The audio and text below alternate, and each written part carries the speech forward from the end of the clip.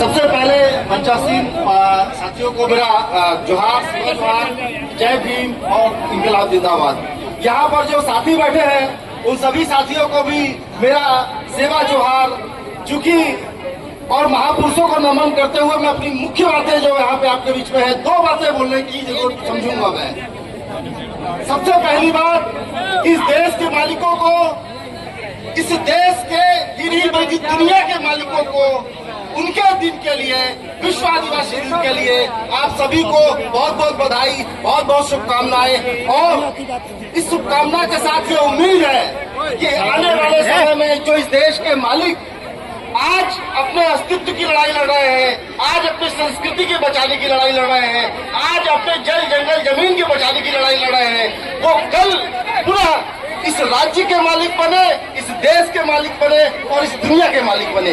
इस कामना के साथ आप सभी को विश्व आदिवासी दिवस की बहुत बहुत शुभकामनाएं। साथियों, आज जब हम विश्व आदिवासी दिवस मना रहे हैं तो हमारे सामने दो मुख्य लड़ाइयां हैं। विश्व आदिवासी दिवस मनाने का मतलब क्या है? मतलब यह है कि हमारे जो मुद्दे हैं, हमारी जो लड़ाई है, हम उस लड़ाई को लड़ने का संकल्प लें। आज के दिन उस लड़ाई को आगे तक ले जाने का संकल्प लें और जो इस देश के मालिक थे पूरा इस देश के मालिक बने, इस लड़ाई को आगे ले जाकर यह संकल्प लेने की बात है हम आज के दिन। और यह संकल्प इसलिए लेना है क्योंकि आज हमारे सामने दो मुख्य चुनौती है।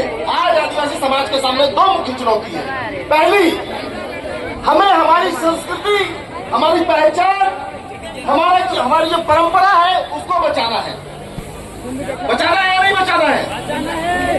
हाथ खड़ा करके बताइए, बचाना है या नहीं बचाना है? दूसरी बात, इस देश के आदिवासियों को, मध्य प्रदेश के आदिवासियों को अपने जल जंगल जमीन बचाना है। बचाना है कि नहीं बचाना है? जल जंगल जमीन की लड़ाई लड़ना है या नहीं लड़ना है? अब दो बातें, जो हमारी संस्कृति है, जो हमारी परंपरा है, उसको किससे खतरा है और किससे आपको बचाना है? बताइए। दूसरी बात, जो हमें जल जंगल जमीन बचाना है वो किससे बचाना है? यह बात यदि हम समझ लेंगे तो अगली लड़ाई समझ लेंगे और आगे की लड़ाई को भी मजबूती से आगे लेके जाएंगे। हमारी संस्कृति बचाने का मतलब यह है कि हमारी रूढ़ी परंपरा को बचाना, हमारी पहचान को बचाना, हमारे उस मूल्यों को बचाना जिसने प्रकृति को बचा के रखा है, जिसने समाज को बचा के रखा है। और इसको आज नष्ट करने की कोशिश कुछ ताकतें कर रही हैं। वो कौन सी ताकतें हैं? वो ताकतें हैं जिसे भी यहाँ पर संदीप ने भी कहा, जिसके खिलाफ बिरसा मुंडा भी लड़े, जिन ताकतों के खिलाफ जयपाल मुंडा भी खड़े हुए, जिन ताकतों के खिलाफ बाबा साहब अम्बेडकर, हसरत मोहानी जैसे लोग खड़े हुए संविधान सभा में, वो ताकतें हैं जो इस देश को एक मनुवादी, ब्राह्मणवादी हिंदू राष्ट्र बनाना चाहती है और आदिवासियों को हिंदू राष्ट्र का एक हिस्सा बनाना चाहती है और मनुस्मृति के भीतर उनके दर्जे को एक तरीके से पैर की जूती के नीचे रखना चाहती है। तो ये ताकतें आज हमारी संस्कृति और हमारी परंपराओं को नष्ट कर रही है। तो इनके खिलाफ हमारा लड़ना पहला काम होगा। दूसरा काम, इस देश के अडानी, अंबानी, टाटा, बिरला जैसे लोग हमारे जल जंगल जमीनों से खनिज संपदा, वहाँ की लकड़ियाँ, वहाँ की जो पानी है उसको लूट कर ले आ रहे हैं और हमें बड़े पैमाने पर विस्थापित कर रहे हैं।